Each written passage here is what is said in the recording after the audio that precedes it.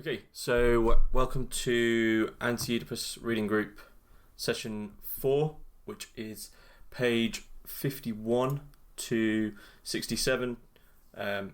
So we're starting chapter 2, and we're going just up to the first synthesis. I wanted to stop before them because they are sort of a neatly bundled little part. So in this chapter, as we sort of outlined last time when we started to get into the critiques of the sort of classically Oedipal structure that you find in psychoanalysis.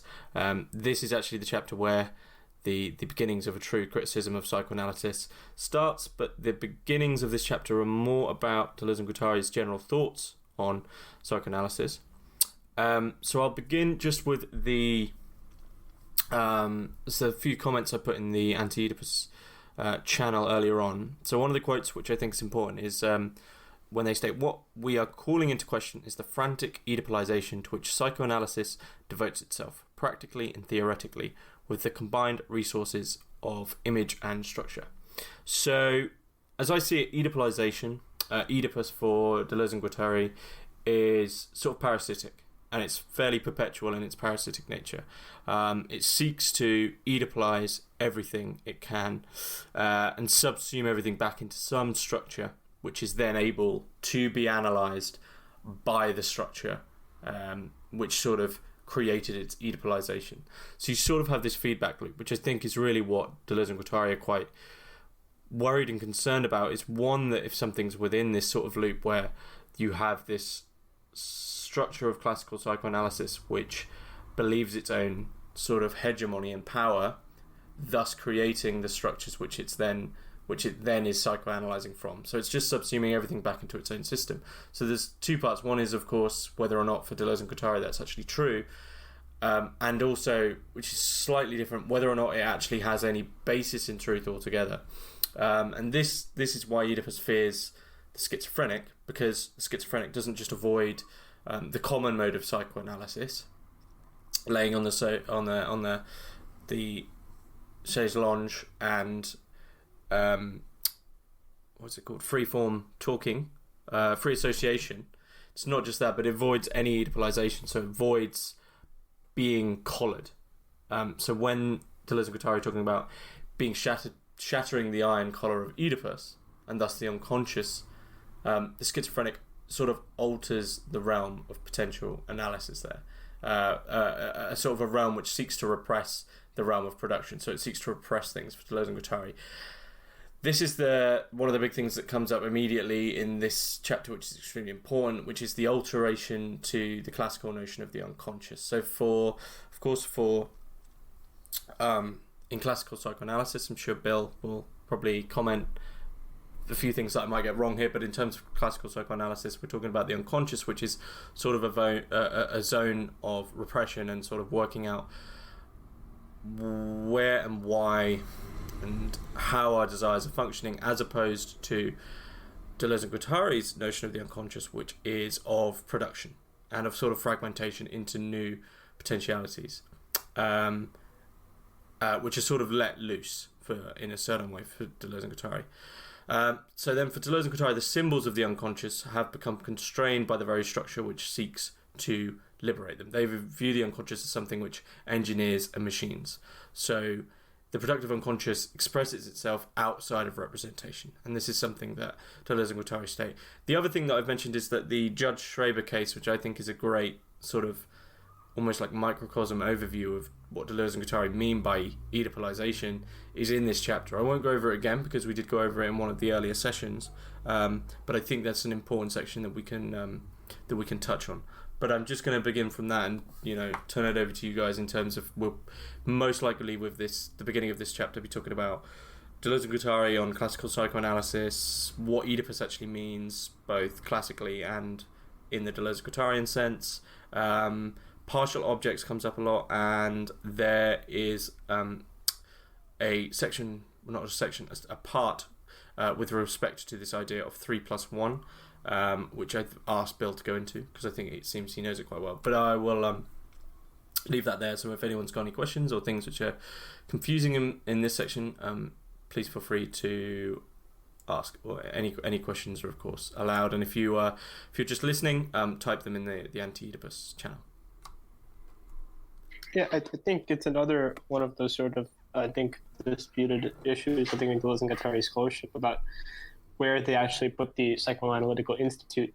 Because what we'll notice in this chapter is that they put a lot of intention to, they say one thing they say is that I think is very, very important. It's basically the groundings of this chapter is that Oedipus is created, right? The fundamental problem is Oedipalization, or the fundamental problem is desire functioning as lack, or the fundamental problem is desire for the mother and desire to kill the father. These sort of, and then we repress them after this desire is there. Because, they say, they say Freud got everything right, but he sort of didn't understand how everything worked in a way. So, the subjects are Oedipalized, but he didn't understand what, the true operation that was going on in a way. So what they're going to talk about is then the social field in this regard. It's essentially the conditions under both capitalism and that of the nuclear family that allows the development of the Oedipal complex, right? So one of the things they'll talk about later is the prohibition of incest, having a relationship with debt relations in savage cultures and stuff like that.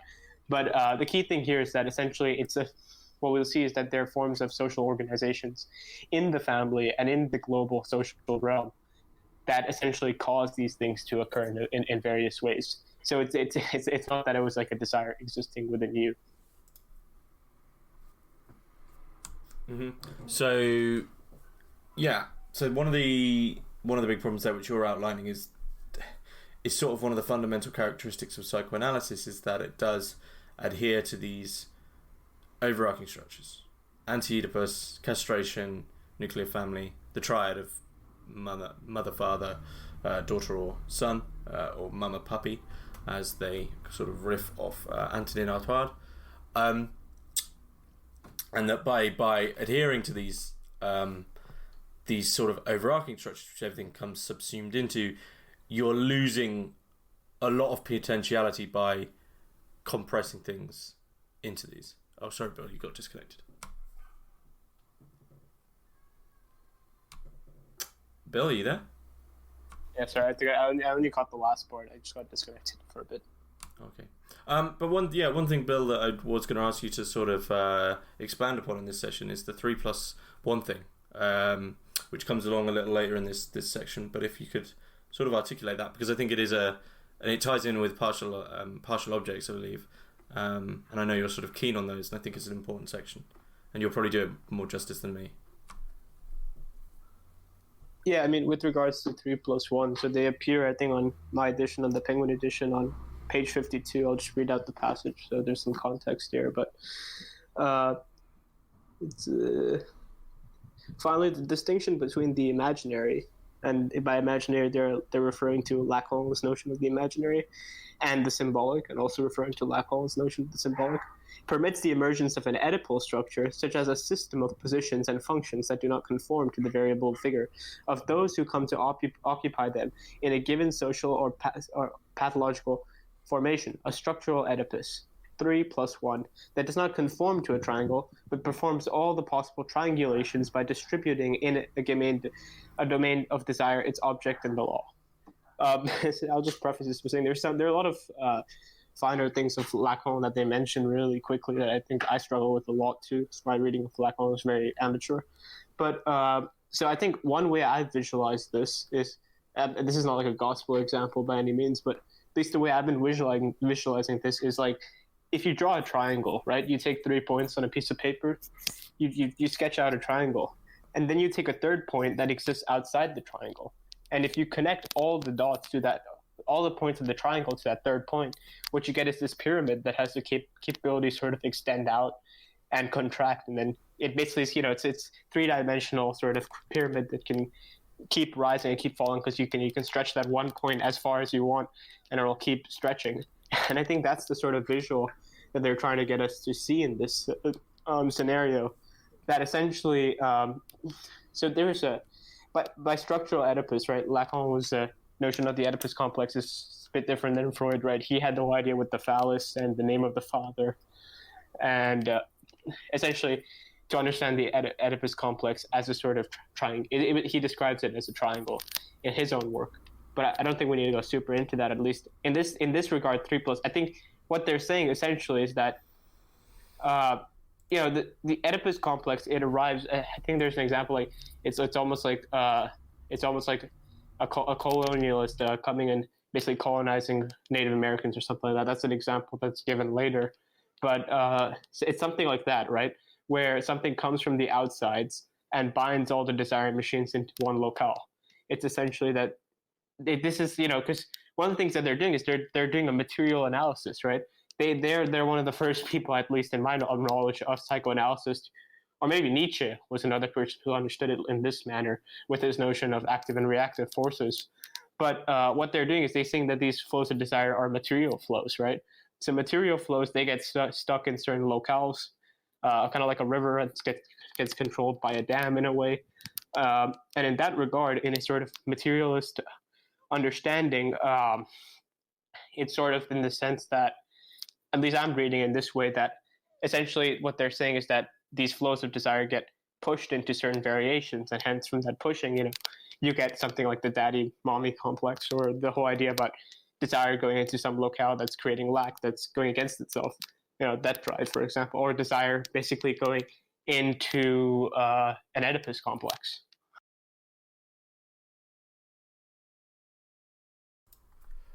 Do you think they comment on as to why there is then these, if there is the potentiality for a schizophrenic mode of production, or a productive unconscious, or the unconscious is productive in its reality, then why is there reasoning for why there is these overarching coherent structures which seem to have been born, such as the Oedipus complex, such as castration, such as the phallus, etc. Is the reasoning behind why these sort of hegemonic structures are there is because these institutions have been built to sort of respect them as if they are truths? I wouldn't. I don't know. Maybe we have a disagreement in terms of semantics, but I think so. At least the overarching structure of the book, gradually what it takes you through is, at least now we're talking about the nuclear family, right? So one of the things they say is understanding the biunivocalization, where subjects in the family are understood as global persons rather than part objects, which leads to desire creating this. But in terms of what's going to happen is we have a genealogical analysis for a question like this, right? As soon as we reach chapter 3, the question of genealogy becomes certain. So one of the things they're going to say is that the nuclear family is a capitalist institution, in the sense that it divides desire into two regimes, right? Under capitalism, with the creation of the nuclear family, desire is divided as desiring production and a new form of social production called labor, where you go to the factory, I don't know, you produce some goods, blah blah blah. But that's the division that Deleuze and Guattari want to point against, and that's something that comes along in capitalism and the development of the nuclear family, that creates these microcosms of institutions that result in the structuring of desire in such a manner. So it's under these Lyotard has that notion that there is an implicit critique of Marx, but they are very Marxist in this sort of analysis, where they talk about how this organization of societies have come to the point where they cause desire to flow in certain variations that progressively work against it in a way. And so in this chapter, at least, they're going to talk about how desire flows under the nuclear family. And then they're going to comment on many things like I mentioned like partial objects and stuff, and they're also going to talk about like the mythic phallus, which creates extrapolation, or the creation of lack when you have global and specific objects of desire. And then you get stuff like double binds and stuff like that. That I don't want to go super into that right now because it'll just get really confusing. But essentially, what's happening is that what we're dealing with right now is the division of desire into two realms: that of social production and that of desiring production, where the division is most clear under this late stage of capitalism that they're analyzing in terms of the nuclear family.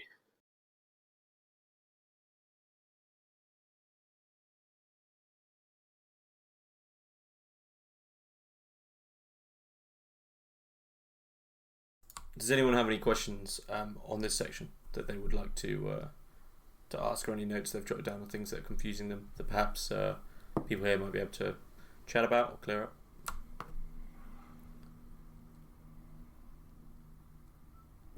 I had a question on page 54 of the Minnesota Press version. They talk about how all the chains of the unconscious are biunivocalized, linearized, and suspended from a despotic signifier. And I was just confused as to what they mean by biunivocalize in this sense. A vocabulary question. So biunivocalize gets discussed once we reach the illegitimate use of the conjunctive synthesis. And so what biunivocalization is referring to, it's basically a segregative use rather than a nomadic and polyvocal use of the synthesis. So essentially what they're looking at is the way subjectivity is understood in the nuclear family, or the way subjectivity is understood in the sense that the family could be a microcosm, for example. I think so. Biunivocalization is actually a mathematical term, and what it refers. I mean, one example to think about it is saying, you take two completely different objects and you speak of them in one voice. That would be a biunivocalization. If the objects, have I think an extreme example would be like two objects that have absolutely no similarities. And you call them, and then you say with them, and you bind them together in one voice, and you get a biunivocalization. I think that's how the term's used in mathematics, if I'm correct.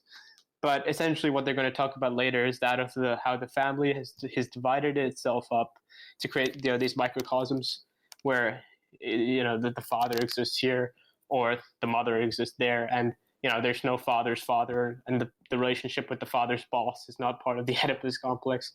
But they're going to talk all about that stuff a little bit later.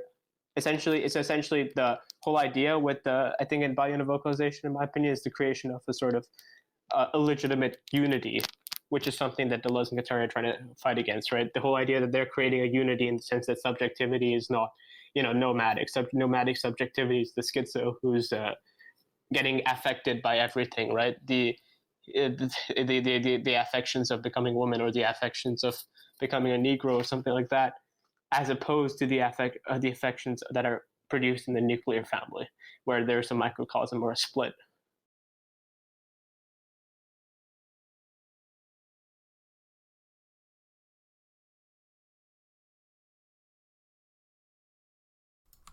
So Shoelace just asks Bill, biunivocalization means chains that are binding towards one point. If you want to visualize it like that, I think that works.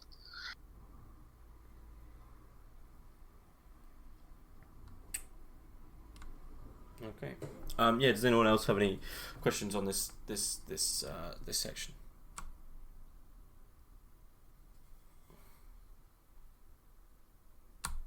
But one thing that I think we could add in here, if you wouldn't mind chatting about it, is someone does ask what's meant by a despotic signifier. Yeah, so that's tied right to that biunivocalization term. That's a relation of identity, like mathematically or logically, where opposed to, say, like a one-to-many relation, these things are related one-to-one.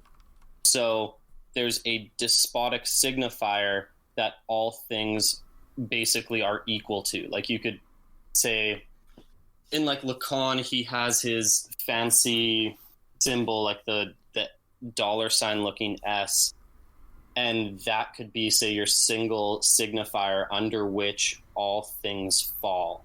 So all of the symbolic world simply equals this signifier, making it biunivocal because all A are B and all B are A.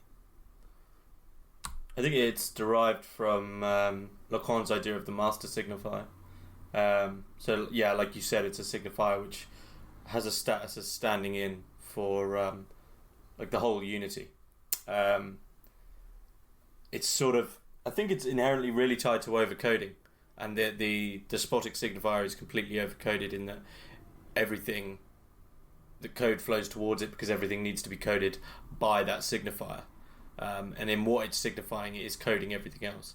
So, but I think it's, what you said is completely correct as well, that it's this. Shoelace is sort of said that it's perversely overarching law of identity, and I think that's somewhat correct as well. That it is just this. It stands in as the whole of an idea. It represents something which is sort of inherent in the entirety of an idea. But of course, for Deleuze and Guattari, that would of course be critiqued in that is going to be a form of Oedipalization as well. Yeah, I like the reference to coding, because in coding, like on an actual computer, if I'm to do this, I have to translate all of reality to Boolean logic in order to code. I need to put it under one symbolic order, which is basically like what, say, someone like Lacan would say when he talks about the signifier, and I assume they're getting to something similar here, is you have to translate all of reality under one signifier, such as this form of logic in computers or in psychoanalysis, the Oedipal complex. It all falls under one symbolic order and creates a signifier that's despotic as well in this sense. So they're putting a negative connotation to it, which I'm sure we'll explore as we go. Yeah, and I mean, one thing that I'd had there in terms of Oedipalization as well and overcoding is like there seems that I think that there can be some confusion with regards to an idea of, because Deleuze and Guattari do specifically critique specific things at times, such as psychoanalysis, sometimes it can come across as this idea as if there would be some replacement which is more affirmative or sort of healthier or better than that in terms of something which could be overcoded. And I think what they're directing their efforts towards is the process of overcoding itself and what's actually going on in that process and how it's critiqued. And that's why production is so important, because I think it's in the in-between of something being sort of deconstructed and being produced, in that there's a gap there where there's almost like there is code but there isn't code. And I think for them the interest is why does there need to be coding in the first place, and what's the importance of coding, and it doesn't always have to be related to some specific form of something which is overcoded or signified, but of course that does sort of help to ground yourself, and psychoanalysis is of course one of the great examples of that.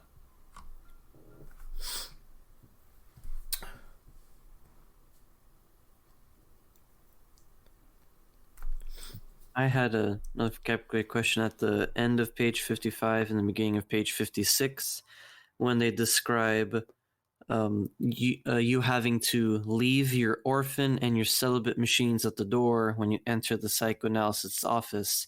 I was wondering what they meant by, what is an orphan machine? I think this is a reference to what's that book by Beckett? Malone Dies, if I remember correctly. I mean, well, one of the things is that the unconscious is an orphan in the sense that it's constantly reproducing itself, right? The schizo unconscious, it's constantly, or the schizo who says, I have no daddy, mommy, but in the sense that it's reproducing itself. And Deleuze has that humorous line from this lecture that he gave on Descartes. Can't remember what it was like. Yeah, but he said something along the lines of that, as Cartesian, that the Cartesian cogito can never be explained by coming into parental relationships, because that's consciousness or something. I don't know if that relates actually a lot.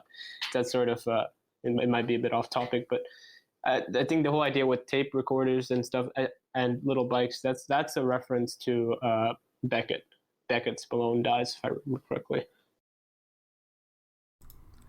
One thing that I think is important to remember about the orphan machine, though, because in terms of, we understand an orphan commonly as something which is orphaned and is without these parental linkages in the classical sense, is that what's important for Deleuze and Guattari there is that you are, by doing that, you're not just leaving a certain mode of production in which the classical form of the Oedipal triad is being produced, the mother, father, son, because the orphan machine, the importance there is of obviously the suffix machine, in that by moving from one to the other, you're not just entering into a different state, you're beginning to produce something else. So an orphan machine still produces and consumes, but it does so within the system of like orphan machinics. Same with a celibate machine.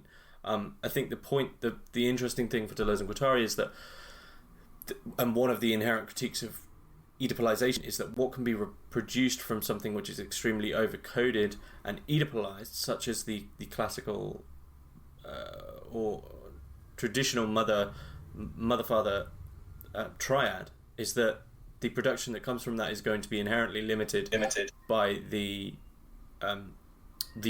structure of the machine that you've got there, the mother-father-child machine. So whereas when you go to the orphan machine and when you go to a celibate machine, they're still within the system of machinization, and they're still producing and wasting and consuming. So, but what is being produced is different. So it's the different forms of machine is different potentialities there. So I just think it's sort of important to point out that there doesn't ever seem to be a point where it's like there's some sort of break in the system, because any break in the system is still entering back into the overarching system, but in a different mode. So it's always some form of production. Could we say though? I'm curious. Would it be a non-Oedipal form that they like re-emerge in, or would they be back into some sort of Oedipalization? Is that the orphan machine? Yeah, the orphan machine. Well, an orphan, in the definition and like signification of an orphan is already Oedipalized by the Oedipal relations, because the coding of what it is to be coded as an orphan is implicitly related to the coding of our societal understanding of a mother and a father.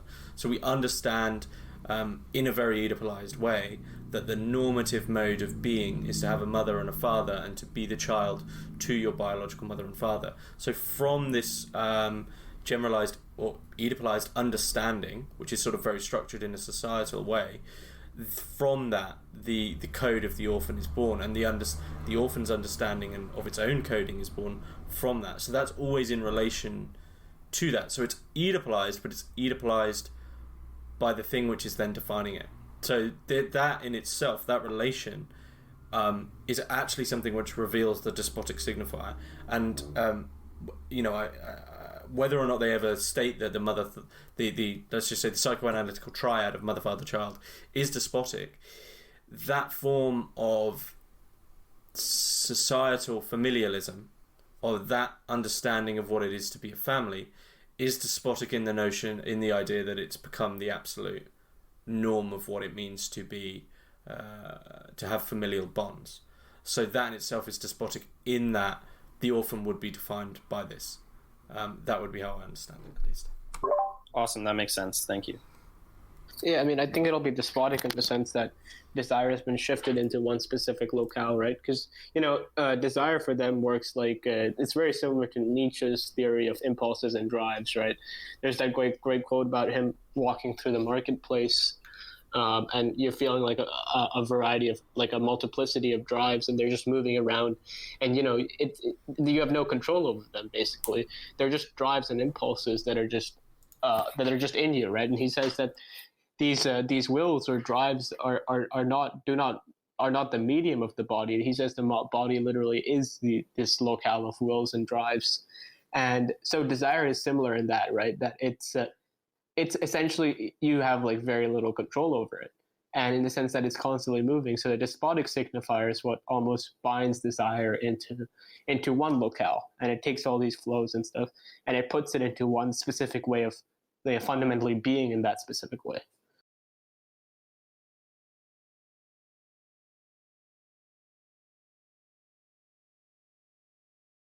I was actually going to ask, as it comes up again, for another or an overview of partial objects, just for the layman, because it's not something I'm extremely familiar with, and I think it does. You seem to put a lot of importance on it.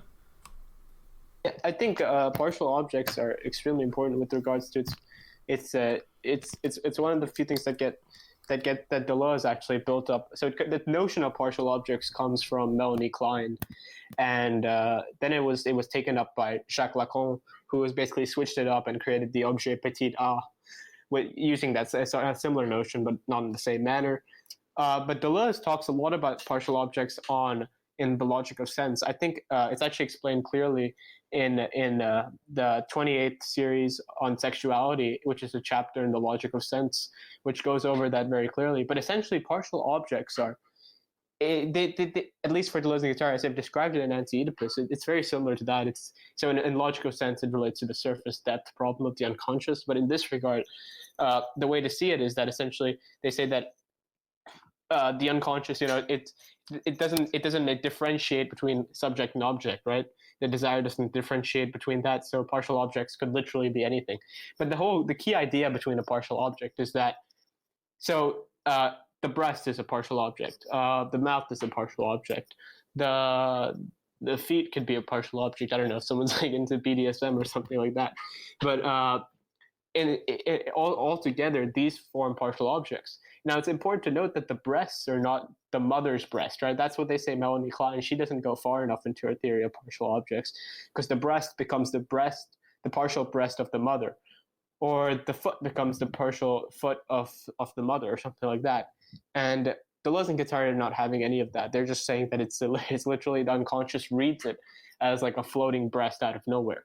And so essentially what happens with these partial objects is they are these unconnected almost determinations in a way of these floating objects, and desire basically. So this is what the role of, and then they work when they're fused with desire in a way, they become desire machines. They also say everything is a machine, right? And that goes back to everything is a machine. Basically, goes back to Deleuze's theory of univocity, which he takes the notion from Duns Scotus, then Spinoza, and then Nietzsche, and he builds that up in difference and repetition, where everything is under this sort of plane of immanence, right? Nothing is more transcendent than the other thing, except the fact that there is a hierarchy of intensity. Each object has its own intensity, but in the sense that partial objects are these essential scattered things that just they when they form connections with desire, they become desire machines.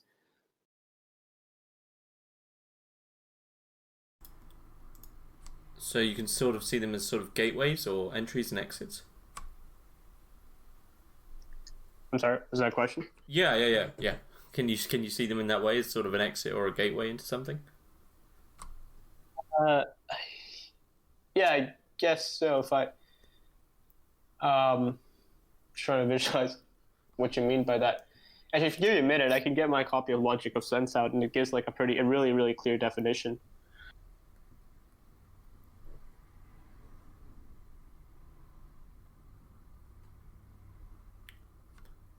Yeah. So while one thing that someone has written in the chat just while Bill is doing that, someone pasted something about biunivocal relations, where biunivocal relation is a mathematical term meaning one-to-one. A biunivocal relation between sets A and B means that an element from set A is related to one and only one element B from the set B, which in its own right is solely related to A. Difference between this and univocal is that univocal does not exclude the possibility of many-to-one relations, where, for example, one word has a single meaning, but its synonyms have the same meaning. A biunivocal relation would require words to have a single meaning, as well as it would require each meaning to be ascribed to a single word, no synonyms. So it's an extremely overcoded way of being. Yeah. Okay, so I'm reading this from the 28th series of Sexuality from the Logic of Sense. It begins with, the word partial has two senses. First, it designates the state of introjected objects and the corresponding state of drives attached to these objects. Basically, what he means by drives here is this, by the way, what he means by drives here is the same thing that he's talking about desire and Anti-Oedipus, in my opinion. It also, and I read on, it also designates elective bodily zones and the state of the drives which find in them a source. These are objects which may themselves be partial, the breast or the finger for the oral zone, excrements of the anal zone. The two senses should not, however, be confused. It has often been noted that two psychoanalytical notions of stage and zone do not coincide. A stage is characterized by a type of activity which assimilates all other activities and realizes in a certain mode the mixtures of drives. Absorption, for example, in the first oral stage, which also assimilates the anus, or excretion during the anal stage, which prolongs it and which takes over the mouth. Zones, on the contrary, represent the isolation of territory. This is actually, it also has a good example of what they mean by territories. I think I'll just read it on. Zones, on the contrary, represent the isolation of territory, activities which invest the territory, and drives which now find it in it a distinct source. The partial object of a stage is fragmented by the activities to which it has been submitted.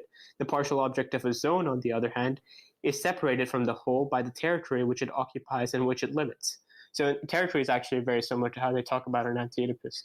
The organization of zones and the organization of stages occur, of course, almost simultaneously, since all positions are elaborated during the first year of life, each one encroaching on the preceding position and interfering on its course. But the essential difference is that the zones are facts of the surface, and their organization implies the constitution of the discovery, the investment of a third dimension, which is no longer either depth or height. One could say that the object of a zone is projected, but the projection is no longer signifies the mechanism of death. And I don't think that's super relevant. I'll skip a bit. And it's in conformity with the blah blah blah. Yeah, I think that's yeah. I mean, he also is talking about erogenous zones here, which is, I think it also is. That's what he means by zones in this, just in case anyone was a bit confused.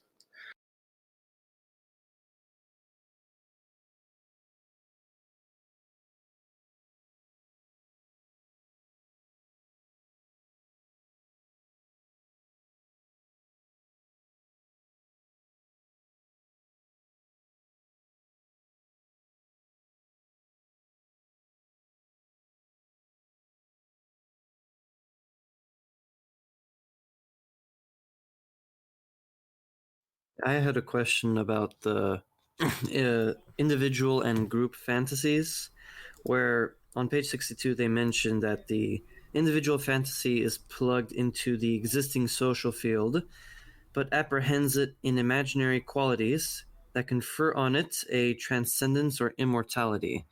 And I was wondering, what exactly were these imaginary qualities that when they think of the fantasy through the ego, through themselves, the social field in which they take place and suddenly become immortal or transcendent?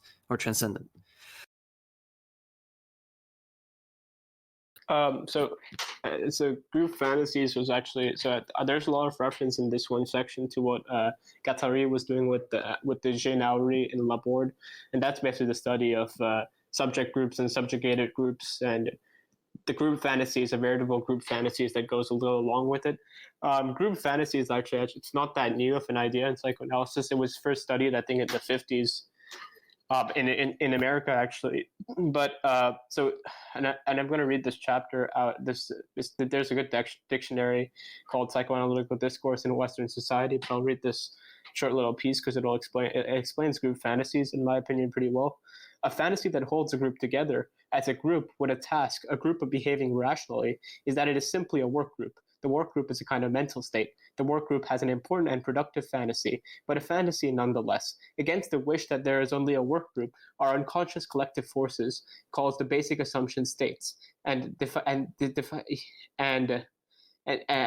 so this XXX psychoanalysis identifies three: dependency, fight or flight, and pairing. The operation of these basic assumptions state also occur at an institutional level when we are dependent on the leader as an individual who will save us the group, when we attack or flee from other individuals who threaten the group, or when we wait for a couple in a group to produce a magical idea that will solve the group's problems. So group fantasy in this regard is essentially and there's a good video also that I posted a bit up, which actually goes over group fantasies really succinctly and accessibly. But group fantasies in this regard it's almost like at least the way I read it, it's almost like a narrative of a group. I don't think that's a gospel example, but it sort of goes about that whole idea pretty well. Yeah, group fantasy as ideology. Yeah, I think that works too. But the key thing that's happening here is that there's a distinction between subject groups and subjugated groups, and this is Guattari's own work, right? So a subjugated group, in a way, it relates very well to, if you guys know Sartre's notion of the practical inert that he builds up in a critique of dialectical reason. But essentially, a subjugated group is one with hierarchies, which allow group members to basically avoid nothingness, as Sartre would say, and to evade meaning or engagements that defend against the solitude or anything, bearing the mark of a transcendental. If you want to go in really psychoanalytical terms, right? it protects the group. The group cannot basically. The group struggles to enunciate their desires, and the group is struggling against. It's almost in a collective neurotic obsession. If you want a more concrete example, one would be, if you're in a social scenario where you are not allowed to, when there are certain restrictions placed, perhaps maybe, I don't know, linguistic vocabulary, or on certain restrictions of what you can and cannot say, and maybe like in that Foucauldian way of self-policing. Those are all examples of subjugated groups, right? The key thing is that you're essentially, so the thing about the subject group is that the subjugated group is that it receives its law from the exterior, and its group fantasies function as false windows onto that exterior. They're alienated from other groups, and they're hierarchicized, and it's very reactive in the sense that there's one leader, and you're basically following that one leader in his whole discourse, where you're reacting to the commands of a military official, for example. A subject group, on the other hand, is basically a group that has the ability to enunciate their own desires, and they work almost collectively to lead their own organization together. What Guattari says is that despite the fact that they have they're able to take the risk of making the object of its desire clear. The subject group suffers from, since it's so accessible to the outside, since the subject group is so open to the outside, it suffers its own dissolution. It has a high chance of that, essentially. So the key thing, though, when they talk about being plugged into the socious, is essentially the group fantasy is collective in this regard, right? You don't have an individual fantasy, right? It's always plugged into the social field, and the social field always interacts with it. I think there's the whole feminist mantra that is actually, I think the feminists used to say the personal is always political. It's very similar to something like that.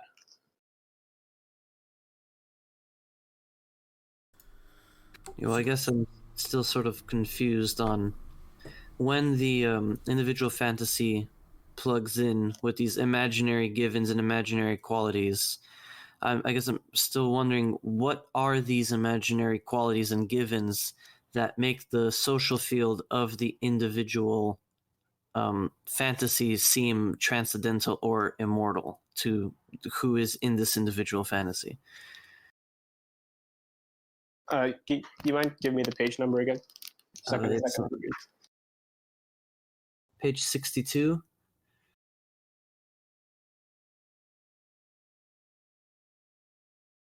It's on the second paragraph that starts with, when the notion of group fantasy was elaborated in perspective of institutional analysis.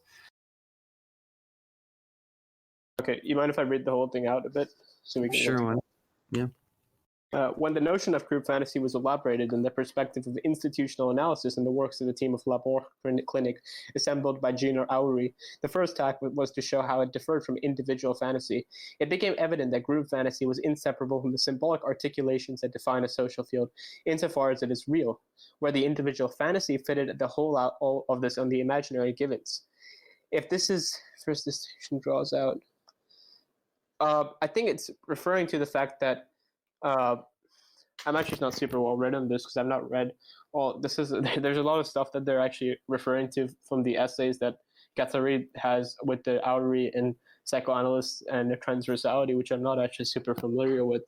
But I'm gonna go and assume or guess it's by the imaginary givens. It's the fact that they're trying to say is that the individual is always plugged into the social. It's not a singular ego that's manipulating all of this. It's an individual that's plugged into a collective socius.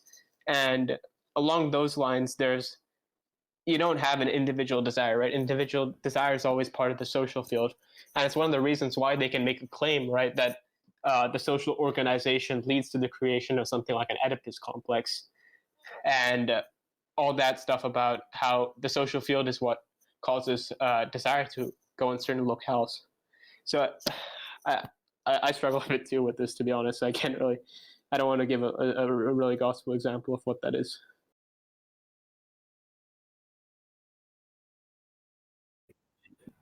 Does anyone else have any idea of what those imaginary givens are that create the immortal socius for a person and individual fantasy.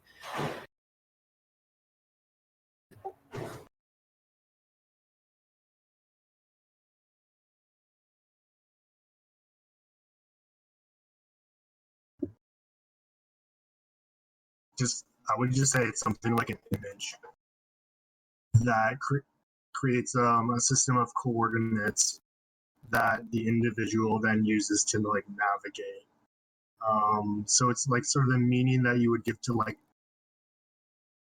even like visual symbols or even language. But because there's no fixed absolutes, these are all just imaginary givens, and which influence like the fantasy of the individual. Okay, I see. Hope someone's giving an answer in chat as well.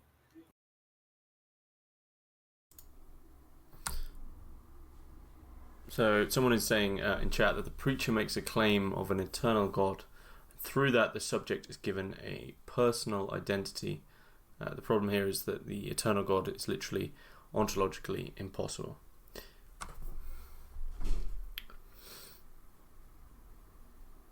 So, Scrub, is your sort of primary problem with your understanding of the socious, or with your understanding of the individual? It's more of what part of this individual fantasy makes the socius eternal. Whereas opposed in the group fantasy, the socius becomes mortal, as we're all thinking in terms of desires and flows, and how these institutions are mortal. We can take them down, we can rebuild them. It's revolutionary in that sense. But I was kind of confused on how the individual fantasy makes an immortal socius.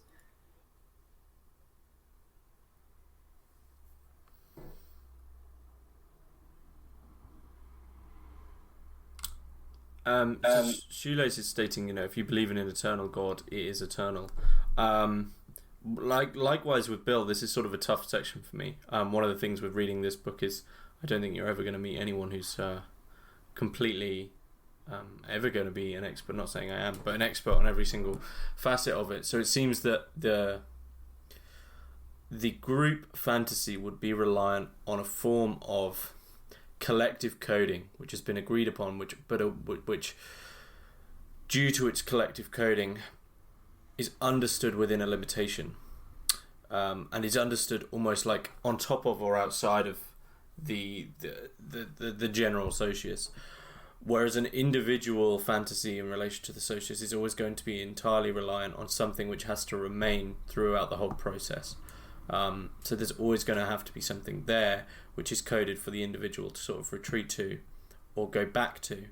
So by their very beliefs, or by the individual's very understanding of that there can even be such a thing as a fantasy, there has to be a prerequisite virtual structure for that to even be a reality. So by any fantasy, any individual fantasy belief is reliant on the socius to actually make it apparent. So from that is an almost like not a priori, but for the subject, an a priori understanding that there is this sort of comfortable socius which you can retreat to or build things from. And this, of course, is another. It's like in that sense that this immortality seems to me, at least, to be despotic in the sense that where one can apply criticism with respect to the original question of the whole book in terms of why someone would want to repress themselves or subjugate themselves in sort of a fascist manner is, well, they're sort of, Deleuze and Guattari are continuously stripping back in their understanding that any fantasy has to be derived from some source. And if you're not questioning that source, then you are still reliant on some preconception of what an individual fantasy can even be. So there is something there which is immortal for the individual, but when it goes to a collective level, the collective understanding that has been built can't be individual because it's obviously collective. So there has to be this formal connections and networking which they build something which is, let's say, a bit more striated, where the individual can flow a bit more in a nomadic manner, but it still has this retreat. Whereas when the collective fantasy disintegrates, it's not going to be retreating or going decaying back down to the let's say the zero of a collective socius or a collective system, that system which it then retreats to is going to sort of be different for each individual. I'm sort of thinking of Zizek again here, but that's what I say. That's how I would read it.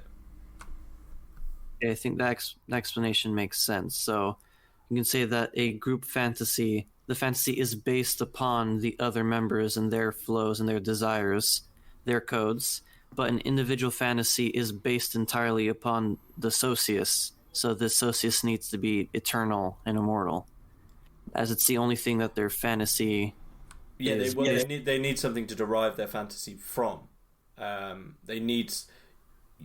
It would almost be a question of you can't imagine something from nothing, so that their idea of what an escape or an exit or fantasy would be, even though they believe it to be their personal one, the contents and coding for that is still being derived from their preconceived notions of what a society is.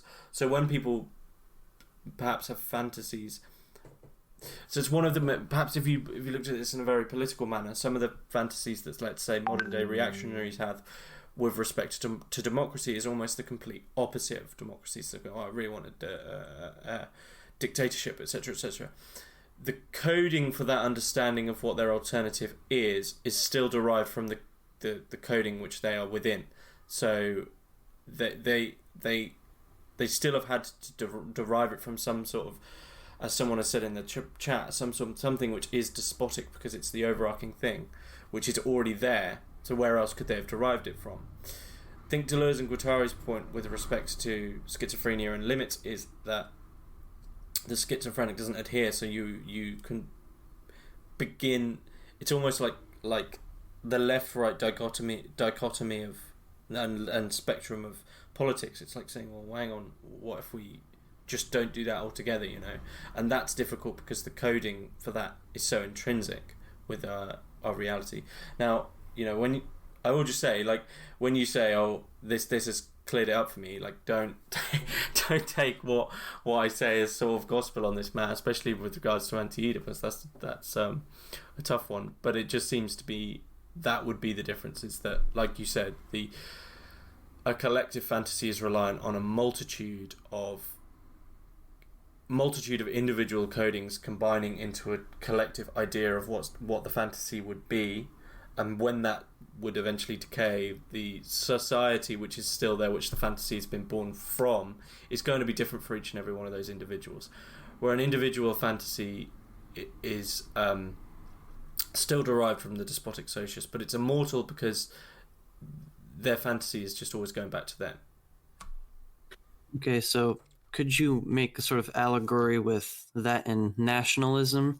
If you have a group fantasy of someone who thinks about their society not in terms of nationality, but of just other people.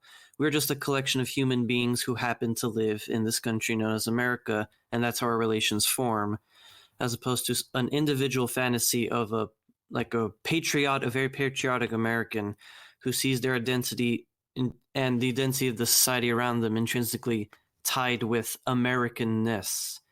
Whereas the group fantasy can see, oh no, America can change, or what America is can change based off how the individuals in our society change or react to things. Whereas an individual fantasy of the patriot would say that all of our societal actions and changes and things all stem from our Americanness, sort of thing. I think that is a really interesting point that you've outlined there, because what's been outlined is sort of the problem that's at hand, is that you do have these two camps which are both creating separate fantasies, and they're both creating separate fantasies based off the same coding of each of them. So you have sort of the land and the socius, the geopolitics, the politics, the ideology, the myths, the law of America. You have that all bundled up into the coding which is surrounding them, and both of them attend to their fantasy in a separate way. What's immortal there is the coding that they have derived it from. For the individual, for the collective, that seems to be mortal, and I understand it to be mortal because for the collective, their fantasy would be reliant on some form of stoppage with respect to their fantasy. It almost have to halt the coding, and this makes me really, this for me connects back with one of the things which is really important why this is called Capitalism and Schizophrenia, is that when we think of the group fantasies of feudalism and monarchism, there is a certain form of coding which outlines these ideologies to be what they are, and it can't alter too much one way or the other, or it stops being monarchism, it stops being feudalism. And so that collective fantasy is mortal because it's reliant on remaining still and can't retreat back to the socious and the coding, because that will have inherently changed. So as soon as it deteriorates, it's gone. Whereas, of course, with Capitalism and Schizophrenia, and why I think the title is so important, is that capitalism is inherently schizophrenic, which means it can be that it's like it's like the strangest group fantasy, because capitalism is immortal because it can change, and it almost acts like this is going to sound ridiculous and even more confusing, but like a collection of individual fantasies which are all coalescing in one single movement. And so it seems to me that there is something there with regards to mortality and immortality, with mortality being something that has to sort of get stuck and admit, like, this is it striates itself. It draws a box around and says that this has to be as soon as you sort of draw a box around something and say this is what we have to be, it becomes mortal, because as soon as that box breaks and the signification of that box and what it's defining breaks, then it's lost its life as what it was actually defined as. Whereas as an individual, you're sort of an atomic unit moving in terms of your personal subjective relations to the socious, which is also fluxing. So you're not really getting stuck, which is one of the reasons, again, why I sort of say that I think contemporary identity politics has sort of almost made itself mortal in a way, because they keep trying to striate themselves, like, oh, I'm this ism or that ism, but it's like, well, that's not really emancipation, that's not really liberation, because you keep boxing yourself in. It's like almost like they're just trying to create a blockchain of despotic signifiers. Yeah, but does that make any more sense? I think it makes a bit more sense, yeah.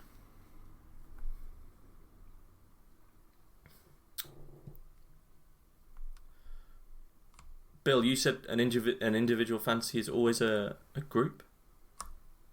Yeah, I mean, an individual fantasy always has to be related to, you can make it's in the same way desire and production are the same thing, right? I mean, desire and production and social production are the same thing, except certain regimes get created where distinctions get made, or schisms between them. In a similar way, an individual fantasy is the same thing, and a group fantasy is always the total thing that's there, and it's individual fantasy is always the same thing. But it sort of differentiates itself. But I think the reason they're saying a group fantasy is always an individual fantasy is because one of the things in this book is that they need to connect it to the entire social field. One thing that they say Reich was never capable of doing, and so in order to connect the group fantasy to the entire social field, they have to make individual fantasy and group fantasy the same thing, in my opinion.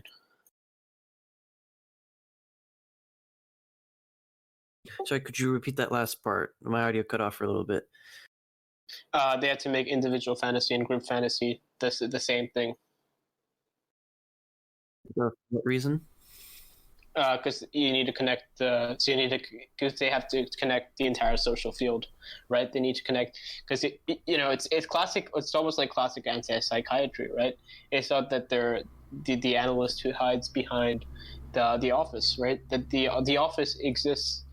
It's connected to another institution, and it's connected through all these different political things. I mean, I like that quote again, with that really early feminist quote that explains it pretty well. It's like the whole thing about the personal always being political. It's a good example of what they're talking about here, in my opinion, that you're always plugged into a certain social milieu. And that's why an individual fantasy is always a group fantasy.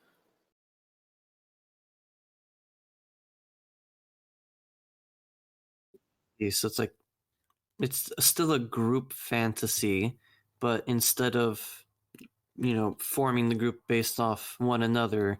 You form it based off your connection to the socius, even though that it's still conceived as a group.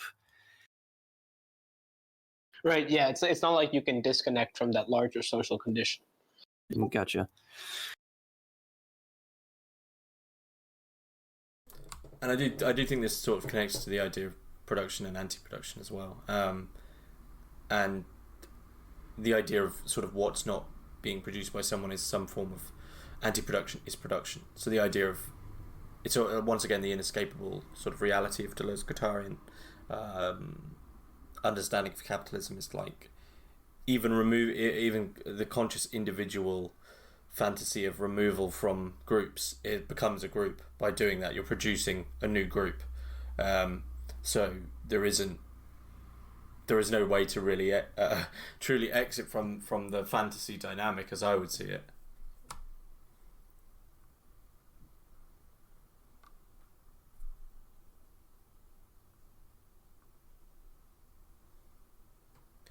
Gilles does make a case that you can exit by dying, which I think is relatively bleak. But yeah, that's a good way of exiting anything. Does anyone have any more questions on this section?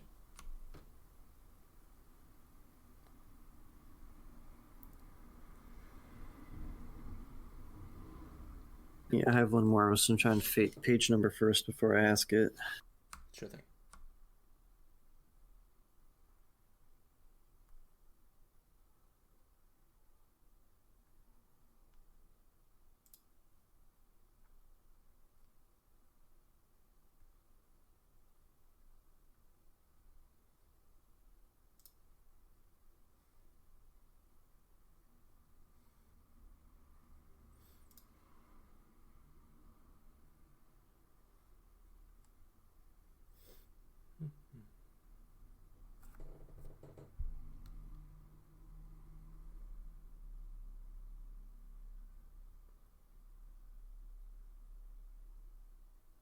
So one thing that I would just add on the last thing we were talking about with regards to individual fantasies and group fantasies is that I think there's something to be said about the inherent dynamics of capitalism with respect to the fits and starts, which we've talked about, and the way that it breaks down and then restarts again, in that it seems to me at least that the commodification of objects is altering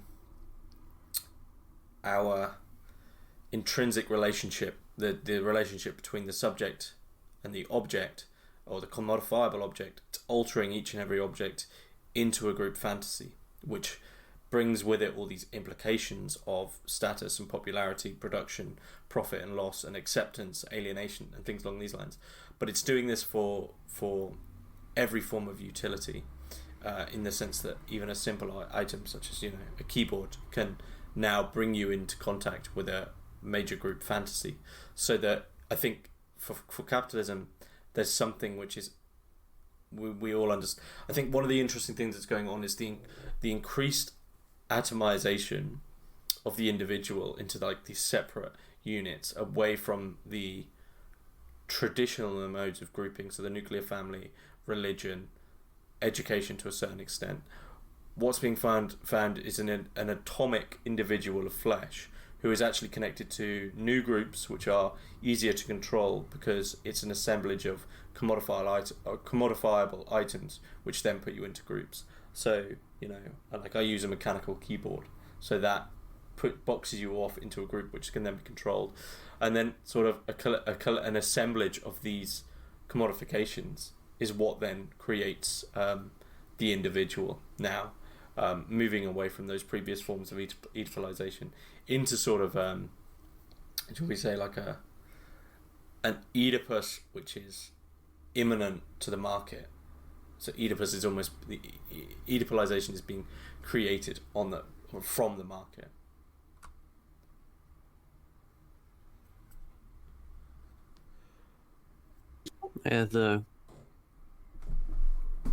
One second. Yeah, the question I wanted to ask was on a section near the middle of page 64.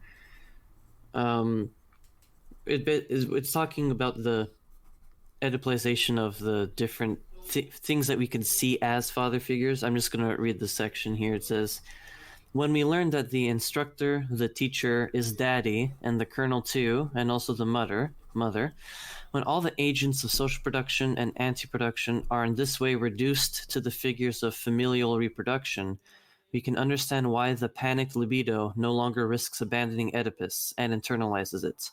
This libido internalizes it in the form of a castrating duality between the subject of the statement and the subject of the enunciation, as is the characteristic of the pseudo-individual fantasy. This duality is artificial, derived, and supposes a direct relationship proceeding from the statement to the collective agents of enunciation in the group fantasy.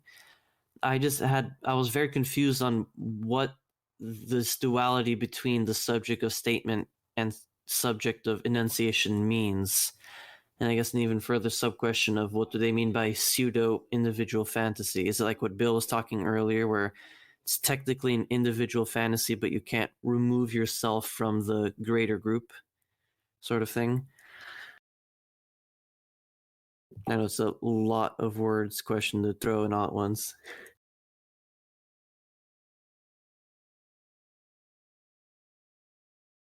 Yeah, so that's I think I'm getting this right. But the subject of the enunciation is the person who is speaking the statement. So if I say he is reading Anti-Oedipus, me as the subject who is saying that statement is the subject of enunciation. But the he within that statement, that is the subject of the statement. So there's those two different subjects in regard to that one line. But I'm not sure how they're using it here in this paragraph, like in the duality sense.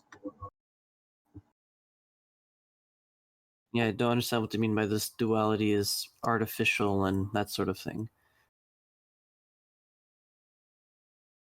Yeah, I mean, one of the things that is mentioned there, though, is that how Oedipus is internalized, and they say that, I think it's pretty clear in that first part that you read out, was from the division between, or the schism between social production and desire and sexual production on the one hand, right? I mean, so the division between labor and sexuality, which is present within the nuclear family. That's the first part, at least, of what they were talking about, in my opinion.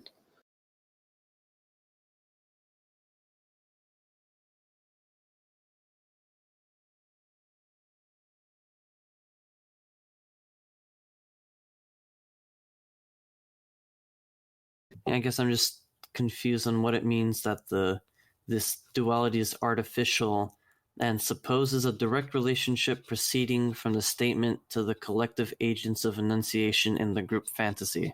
That part I just really don't understand.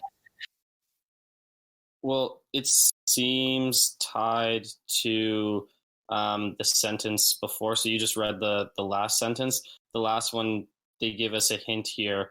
So I, as man, understand you. So as one point of the duality, but as judge, as boss, as colonel, or general, that is to say, as the father, I condemn you.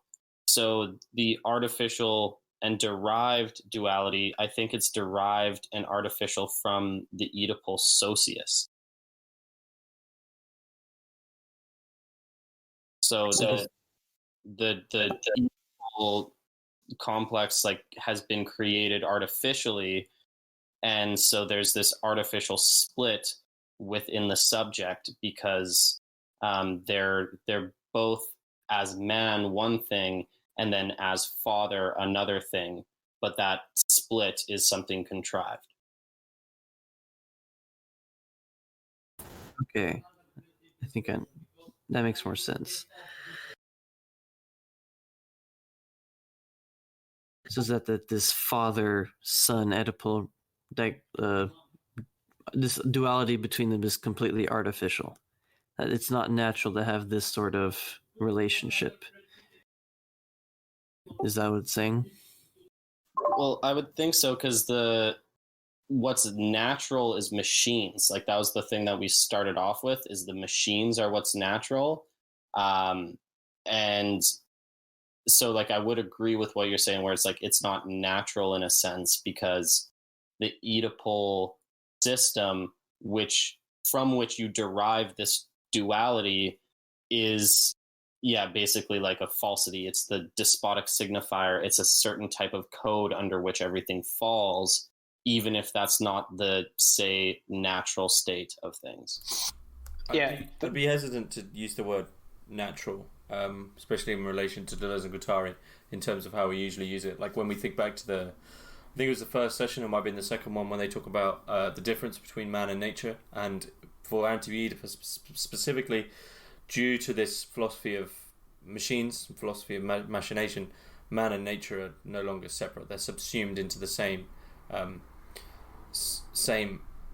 process. So in terms of considering what is natural, it's a philosophy of immanence and production and machines. So I'm not sort of highly criticizing what you're saying, but I think in terms of the common understanding of what is natural is you begin to have this hierarchy of understanding things, as if like nature has the control over everything. And for Deleuze and Guattari, these are all immanent and almost like cybernetic in the way that they can all connect in certain ways. So for them, I think when you say this isn't natural, it's more the fact that you sort of almost have three coherent coded relationships going on here. You have you have a lot. If you have a father and a son, you have two males, one who understands himself as a human and another who understands himself as a human, or both, who understand themselves as desiring machines at least, but one who also understands his reality as the father and one who also understands his reality as the son, and both also inherit that communication between the two from the respective perspective of each. So instantly you're brought into many, many modes of desire and production which are happening here. But what isn't happening is a criticism of, or an analysis, perhaps that's completely the wrong word, but that's just a theorization of whereabouts this form of coding has come from, in the sense that it has come about and in the way that it is coded, as to say, well, why is the relationship of a father to a son like this, and what is the father's relationship to himself as a father, etc., etc. So once again, it does sort of retreat to this idea of a despotic signifier, and obviously the as Bill was saying earlier, the name of the father is a big theme in Lacan as well. Yeah, I think what Trans the Rich Man was saying, I think I agree with him. So they say that I agree with. I do agree with the word natural in this scenario. I agree that it's the fact that they're. So what they found is the immanent criteria, and the immanent criteria of natural. So I mean, we're not using natural like you'd use it in your everyday sense. Natural. I'm pretty sure if I understand correctly, natural. We're referring to. We're referring to immanent criteria, or criteria that corresponds to an immanent law, and that's that's their objective mode for them. The what corresponds to that immanent law that they've set up in using the critique, Kantian critique, and those transcendental syntheses. So I do agree with that. The key thing, though, in this chapter, I think, is that we have to affirm there's never any dialectics with like Deleuze and Guattari, right? So we need to affirm the fact that subject of statement, subject of enunciation, name of the father, blah blah blah. All this stuff is real, but it's created, and that's precisely the problem that schizoanalysis has to tackle. The fact that desire actually goes in such scenarios, and so desire goes in separate ways. So yeah, natural, if we look at it in this sort of primordial way, it would be correct in my opinion. And then if we understand it as the fact of we need to think about how we change the way desire flows, then we can understand it accurately in this regard.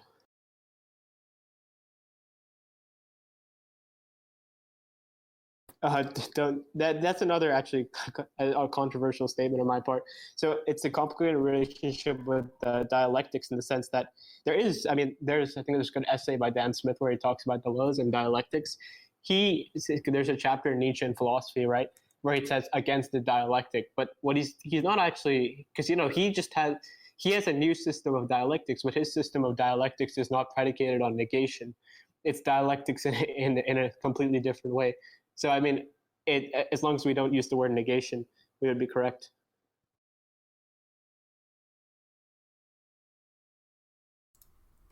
Could you explain Deleuzean dialectics then? That's like all of difference and repetition. Do you think that one of the key differences would be the idea of spontaneity? What do you mean by spontaneity? Well, in terms of when we're thinking of the Hegelian dialectic, I just couldn't see it. Like when perhaps I put too much reliance on Lucretius in terms of Deleuze, but in terms of Lucretian atomism and the idea of, the absolute spontaneous random clinamen arising out of nothing or from nowhere, how would that be compatible with Hegelian dialectics? And that for me that would be, it's almost like, how could the schizophrenic exist within traditional dialectics? Actually, so one way to think about this, that it's I saw a comment above and I actually didn't agree with it. It's not like schizo. Actually, I don't want to put them on the spot, but I think this is Trans Republic's comment. They said that the schizoanalyst, the train is not your father. The analyst said, why? Because the schizoanalyst is not saying the train is not your father. That would be dialectics. The schizoanalyst is saying the train is your father, and we need to sort of cure you of that. And so that's why we understand it as that. That's what I meant by it's non-dialectical, right? The fact that they affirm almost everything, except apart from the fact that there are like countless jokes put against Lacan and stuff, right? I think they're actually they dislike the disciples of Lacan, like what's his name, Jean-Jacques Miller and people like that, more than Lacan himself, because they say those people were just dogmatic followers or apostles who knew nothing. But in that regard, I use dialectics in the sense that, in a very Nietzschean way, right? In the sense that it's all about the affirmative force for Deleuze and Guattari.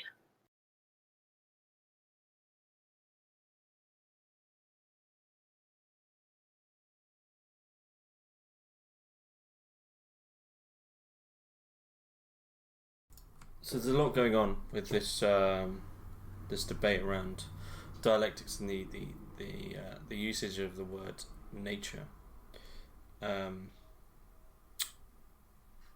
So someone has pointed out perhaps the way that he speaks of subjects of the statement might be related to the way that Foucault uses the statement. So this going back to subjects of enunciation. Foucault's stating, they point out that capitalists and proletarians are both subjectified in terms of the flows of capital, that is, constituted by capital as subjects, but the former are subjects of enunciation, that is, speaking subjects, that form the private subjectivity of capital, and the latter, subjects of the statement, that is, spoken subjects at the receiving end of capitalist discourse, are subjected to the technical machines in which constant capital is effectuated. Deciphering that is still almost as difficult as deciphering the first thing. So the difference then basically between the enunciation is speaking subjects which form private subjectivity of capital, and subject of statement is subject receiving end of capital, capitalist discourse, subjected to the technical machines in which constant capital is effectuated. That is still, for me, going in one ear and out the other, because it's just an absolute dense 3 sentences. If anyone else can make heads and tails of that, would be great. Well, on our topic too of dialectics, there seems to be in that little blurb posted is an implicit mediation, and I think we can understand this sort of in Deleuze's terms. Is there's a speaker who's an individual, but in order for my words to be communicated to you, they have to pass through the medium of the coded language that we have. And so I'm thinking that there is also a little bit of a dualism here that's mediated by the despotic signifier, the code, whereas, say, the schizo often can't communicate with you because they don't have they are outside of, say, the regular code. And so their language or their communication, what they speak won't be heard by the other party. Whereas if you speak in the code of the signifier, all things are subsumed under it. So it's the code in which all things can communicate through. I don't know if that's correct, but that's what I'm leaning towards.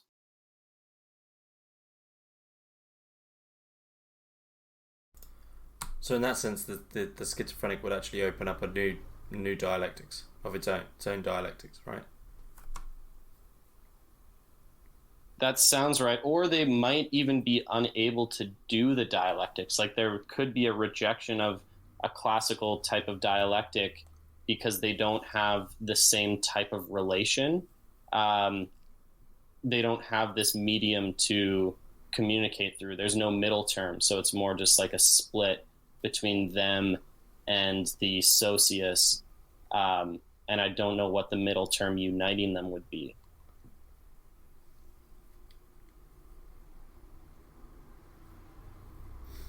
Has anyone else got any further comments on this dialectic issue?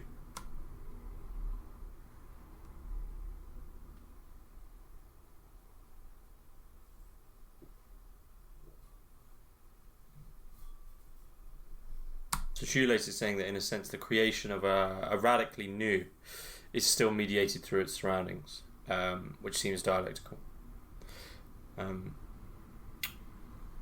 It's more the whether or not the arrival of that which formed the creation or started the creation had an implicit connection to the previous iteration, or whether or not you are truly entering into a frontier in which there is a complete gap between, let's say, A and B, in which there is almost like no cause and effect between A and B, that B is entirely spontaneous.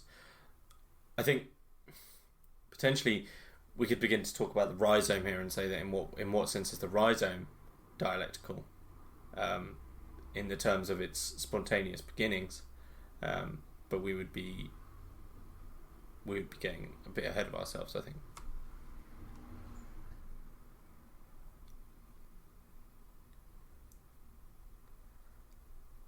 So yeah, we've got 30 minutes left. I think the dialectical issue is a tough one, which we'll probably come back to in later sessions. But if anyone has anything else for the last half hour, any questions or any things they want to add in, please do. I think I just had a sort of reading about the thing Aeon posted earlier about the capitalists and proletarians. From what I understood, it's that capitalists are the subjects of an enunciation, because in here they're talking about things in terms of flows of capital. So if the subject of enunciation is the one doing speaking and we're thinking in terms of flows of capital, the capitalists are going to be the only ones who have capital that they can move around or use. So they'd be the ones speaking in that sort of sense. Whereas the proletarians would be the I don't know why I'm blanking on the word. The subject of the sentence, as in that when capital is moved around and traded, it's the proletarian workers who end up creating that capital through their labor, sort of thing. Capital is a language. The capitalists are the only one who can speak it, so they're the subjects of enunciation. But that language affects the proletarians, thus they're the subject of the sentence, is how I read it. Not sure how correct that is. That seems to be what they're aiming at. The other thing I just thought of is that this sort of like you have in like 1,000 Plateaus, you have the idea of like a collective assemblage of enunciation that sort of that is basically language being composed of a set of like order words that then he sort of brings in the idea of the statement, or it produces like this sort of incorporeal translation. He uses like Foucault's discussion of prisons, essentially, where you have, we're sort of talking in this case, a distinction in that paragraph being, say, the capitalist or the capitalist society issuing like a set of commands or something to that effect that the subject of the enunciation is then required to obey or is transformed by in some kind of senses. This is all me just kind of trying to figure this stuff out as we're going through, sort of listening along to this talk. So none of this is to be taken as like anything definitive, but that just seemed to be like a way to try and make sense of it. The quote was something that I just had in my notes from like random Deleuze stuff from somewhere. So it's divorced from its general context, so I can see why it would be kind of obscure. But I think that's kind of what he's aiming at here, is the idea of like a statement as being something that that effectuates some kind of social transformation in the way that sort of Foucault means it. And he's sort of giving like a division between the source of these sort of commands, and in this case the capitalist, and the subjects of capital that are, you know, controlled or altered or commanded by this kind of thing. I don't know if that makes any sense, but I think that was sort of what I was trying to have a go at figuring out the problem that we were trying to sort of get a handle on.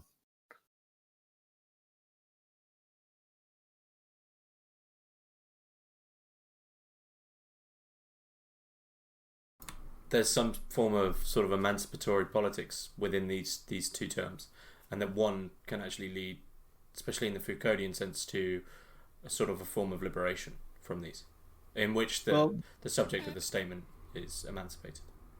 Well, the kind of move, I'm just thinking of like the Thousand Plateaus, like postulates of linguistics chapter is kind of where what I'm just trying have in the back of my head here, trying to think of that. Now, Deleuze sort of thinks, okay, so you have language being composed of a whole bunch of your statements of your order words or commands that you enslave or just control, or just sort of basically says, or the subjects of these things in some kind of way. He then sort of, being Deleuze, advocates for creativity and language as a way to get out of this, like, and then brings in a whole sort of almost sort of takes sort of a somewhat Heideggerian turn in terms of talking about poetry and, you know, that sort of thing as a way of sort of, rather than these sort of statements being used in the way they are in capitalist society to enforce these sort of existing axioms of the system, they're instead used to create, you know, in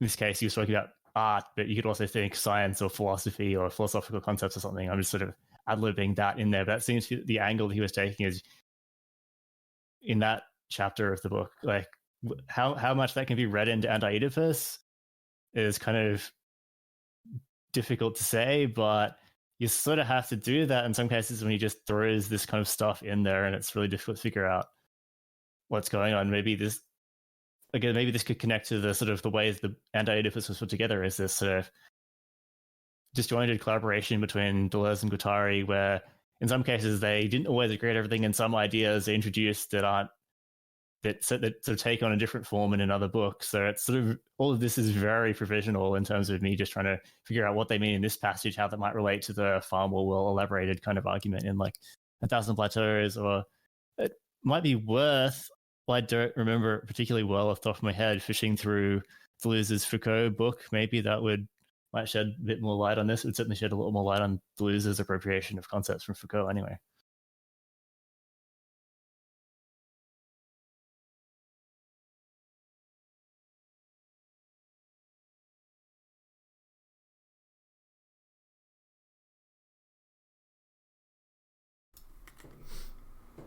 Yeah, so that was kind of what I was getting at with that. I don't know if there's anything else. I'd probably have to look it up to really add a lot more detail.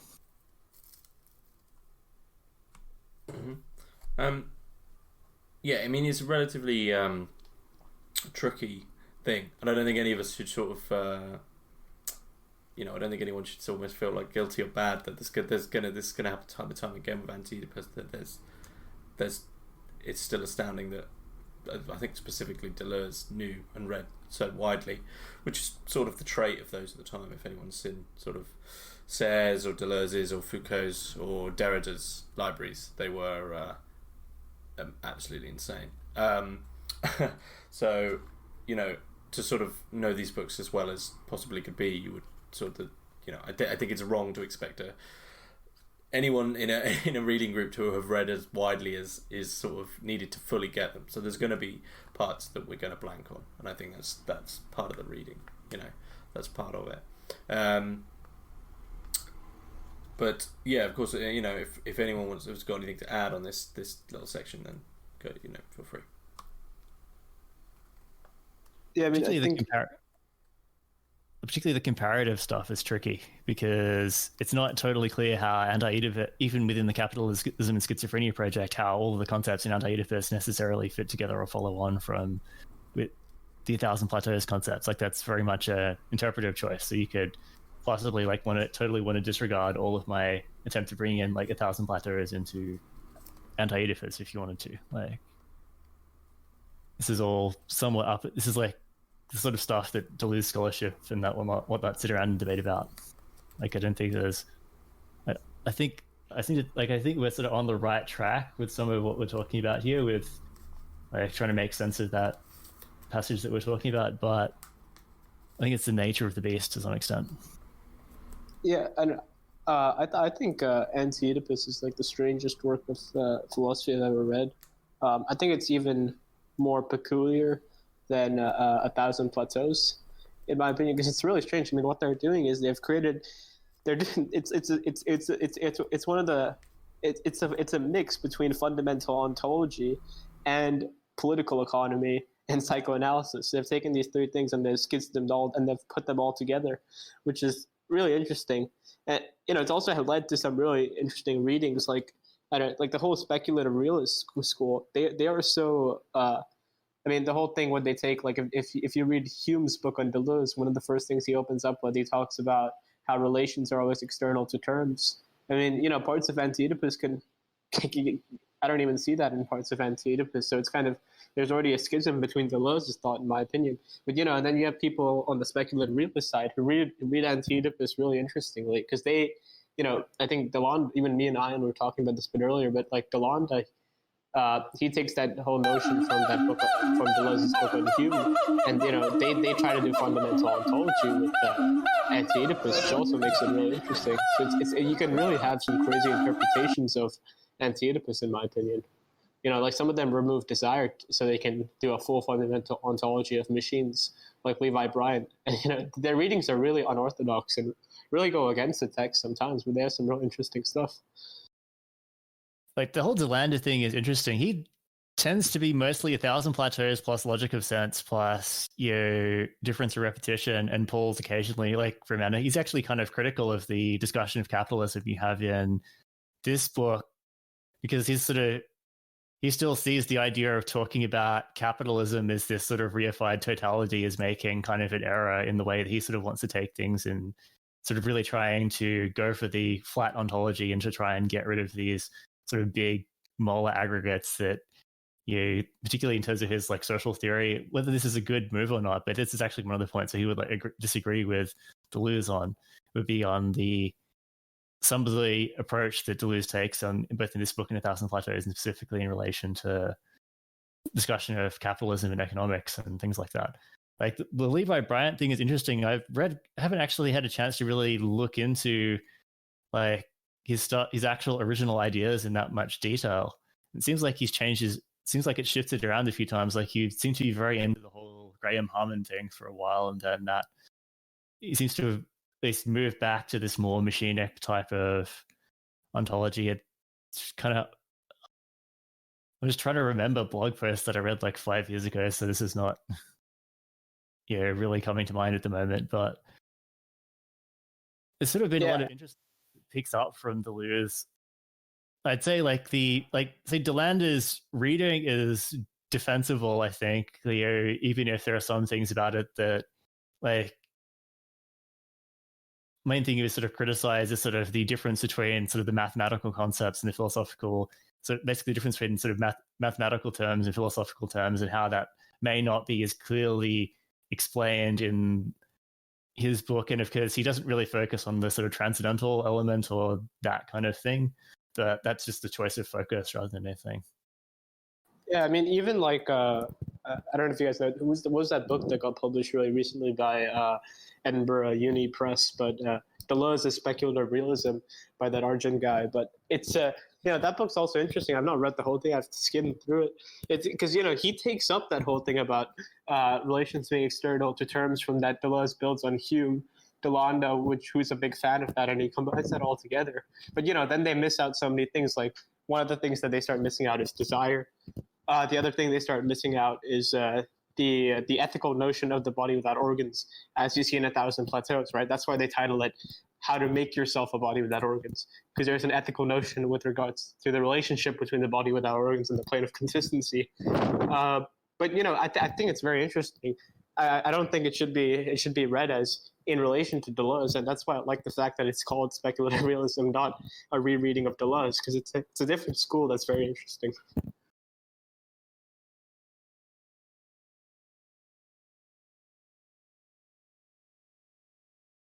Yeah, like Ray Brazier sort of gives what I didn't think was a very convincing critique of Deleuze in his Nihil Unbound book as well, but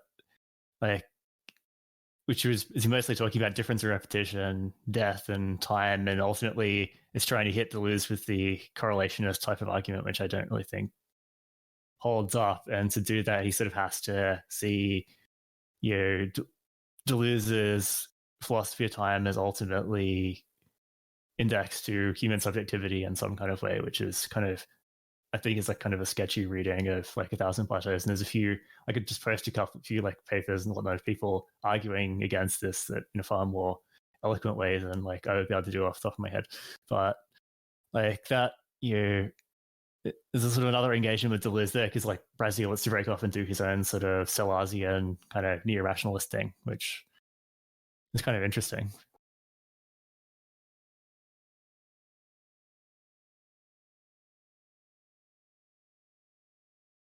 Yeah, sorry, I think we went really off topic right there. Yeah. That's okay. We've got 20 minutes left now if anyone's got any further thoughts on this section. I think, specifically in relation to Oedipus or psychoanalysis would be good, but obviously any questions are welcome. Yeah, I have another vocabulary question on page 67. After they talk about what is the preferable psychoanalytic session, not in between viscous and liquidity, where they basically call for flows that can be perfectly and easily plugged into Oedipus. They then say that partial objects that let themselves be subsumed under the category of a complete object, even if absent the phallus of castration, breaks flows that let themselves be projected onto a mythical space. My question is, what is meant by break flows? Okay, so the concept of break flows comes from Keynesian economics, but the way Deleuze and Guattari are using it here is very interesting. Break flows are essentially the fundamental way how desire works, right? Desire is a flow; it connects flows, and it breaks them, right? Essentially, so it's like the way the example that Holland gives is the way a lawyer produces evidence in a court. He takes the evidence and he just transmits it, and that's like the interception of a flow. Then there's a breaking of a flow, which is essentially, now it's not to be understood as anything nihilistic, or it's very conversant with with the law of conservation of energy, where it basically gets break, but it gets converted into something else in a way. And that's essentially how the break flows of desire work, right? There's a connection, then there's then there's also the production of an anti-production that opens up then it opens up to the circuitry to the system of recording when you have the production of anti-production, where there can be a recording on a body without organs, for example. So in the case of here, what they're talking about is actually the improper or illegitimate use of the connective synthesis, which is seen in the nuclear family. So in the nuclear family, for example, we have the creation of global persons rather than partial objects, which and what they're going to say is that the mythic phallus binds desire to lack, in the sense that with the creation of global persons, we have a system of lack in place, because desire is being almost mutated or modulated into certain systems of mediation. And from these systems of mediation comes the creation of lack. And it might sound really vague now, but they go very in detail into this in the illegitimate use of the connective synthesis. But it has to do with the subordinating off of global persons rather than partial objects into the nuclear family.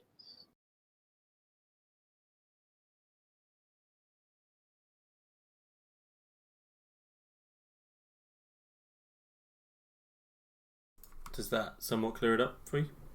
Yeah, I think we'll have to wait until that aforementioned section to understand it better. But yeah. Yeah, I mean, now they're sort of just throwing these terms around. I don't think they've actually started tackling them head on. They're just like, I think they're just laying out the pieces right now by saying, all right, so this is how we understand the role of the phallus in the family, or this is how we understand the role of global persons in the family. It could seem like, they're just pointing fingers, which I agree with it. It does sound like that, but as soon as we get there, they start actually taking it pretty head on.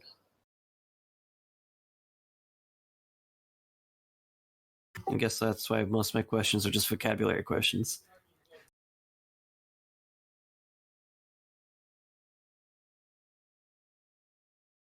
Well, there is a lot of new vocabulary, and it all sort of interconnects. So I think it's fairly important to get it down. I mean, hence why there's a Deleuze dictionary. I think there actually might be multiple Deleuze dictionaries.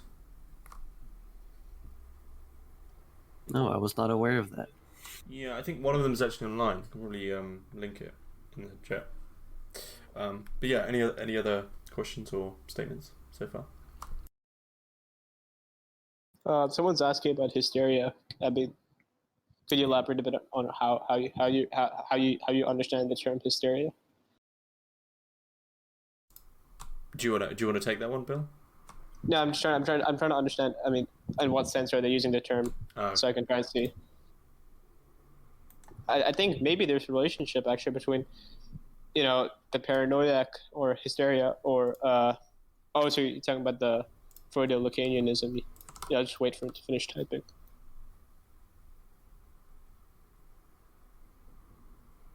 One of the ways they talk about this when they talk about the illegitimate use of the conjunctive synthesis is they explain racism, or example, something like that, through paranoia, right? Where the subject goes and states, I am of the superior race. By understanding, these almost affiliative relationships, which create these sort of groupings. And they're paranoiac groupings where one is convinced that they're of the superior race. And from that paranoia, you get things like the result of racism and stuff.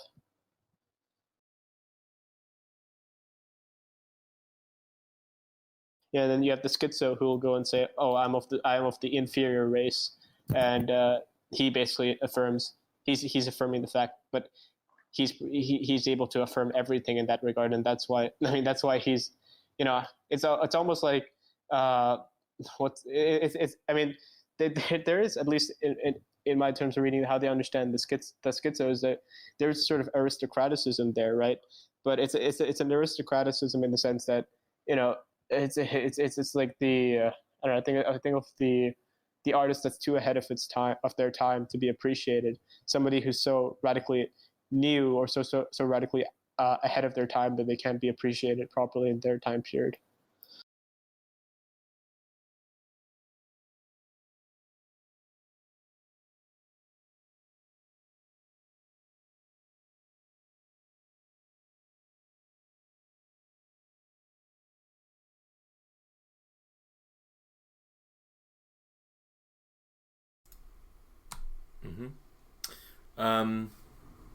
Yeah. We've got 10 minutes left. If anyone wants anything cleared up or just wants to chat about something to do with the book or whatever, please go ahead. It's quite tough to sort of keep a narrative flowing. But Aeon has posted something in the chat here. A point of subjectification thus determines a mental reality, a mindset, A mental reality produces a subject of enunciation. A subject of enunciation is a function of a mental reality. The ability of someone to say, I am a Jew, is a function of a particular mindset that follows from the way a set of signs escapes from another regime of signs. The subject of enunciation is not the only subject created by this process. At the same time, a subject of the statement is also created. The subject of the statement is a subject bound to statements in conformity with a dominant reality, of which the mental reality just mentioned is part, even when it seems to oppose it. Thus, the subject is never singular, but always doubled, and these two subjects are always dependent on one another, mutually reinforcing one another. So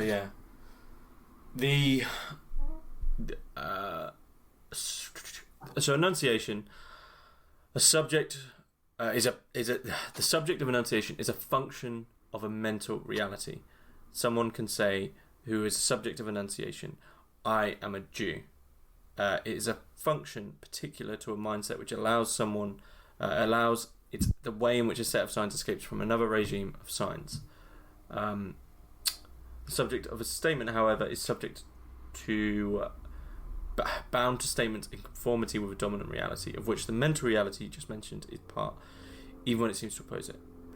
That to me seems like there is a dominant reality which is overarching them all, which is something that I personally wouldn't be able to sort of draw out from that. Yeah, like it's kind of tricky. I was just trying to start anything that would sort of elaborate like that. Like the one thing it does seem to do is connect it, at least in that particular book. That term does pop up in like 1,000 Plateaus again, sort of related to this sort of idea of like distinction, relating the sort of statement enunciation thing to commands and subjectification and that sort of stuff. So I was just trying to posting anything I thought people might think might be remotely relevant.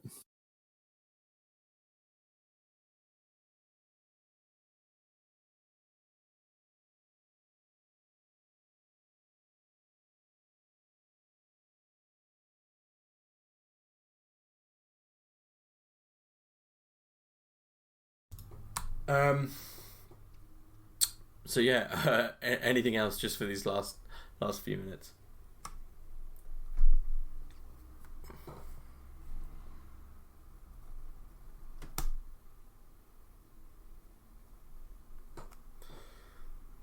No. Okay then. Someone asked, can Deleuze and Guattari write?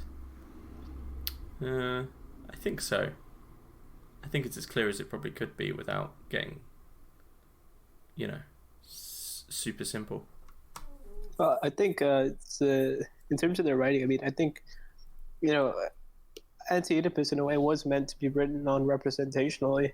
That's why one things you realize is that they have ghostwriters, but one of the things you realize is that they never specify who's speaking, right? You can't. There's a quote actually somewhere in Chaosophy where the interviewer asked them. Basically, the interviewer just asked them, "Why the hell did you guys write it like that?"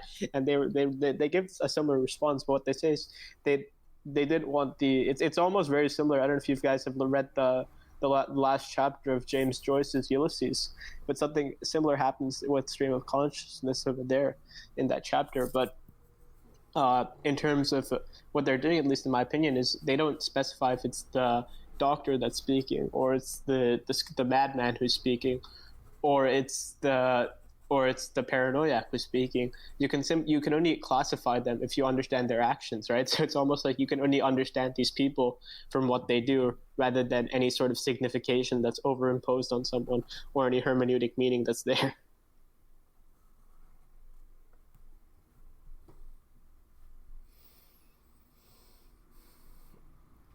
Also, I think it's of note that in terms of their work together, I imagine it was probably Anti-Oedipus, which was obviously their first work together, where Guattari would probably put the most input in. I think as their relationship went on, it was less and less, until eventually What is Philosophy was apparently primarily just wrote by Deleuze.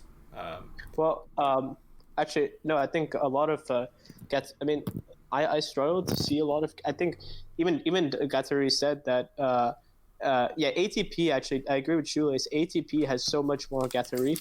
Like I think, like I would have never been able to even get, because so many of, like, if you read Guattari's Machinic Unconscious, or you read Chaosmosis, in those two books that he published and during the 80s, or Schizoanalytic Cartographies, literally there's very little terminology from Anti-Oedipus, or at least the way he uses like terms like deterritorialization, reterritorialization.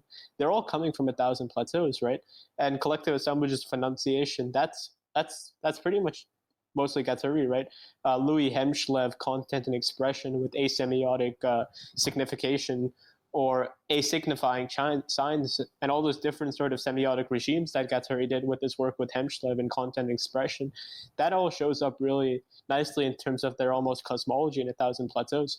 And so, when they wrote Anti-Oedipus together, Guattari also complained, like he said that a lot of his work never showed up in Anti-Oedipus, and so that's why we had the Anti-Oedipus papers that was published a while back.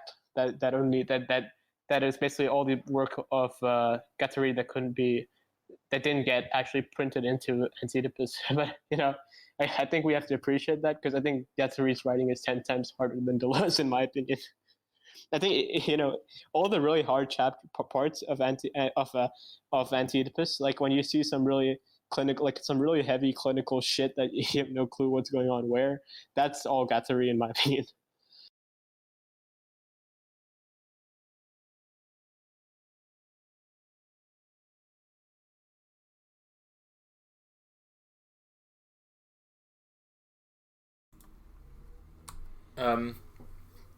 So unless anyone has anything they'd like to add, seems to be a good place to finish up. I know it's like 5 minutes early, but if there's sort of no more big questions, then I think it's a good place to finish.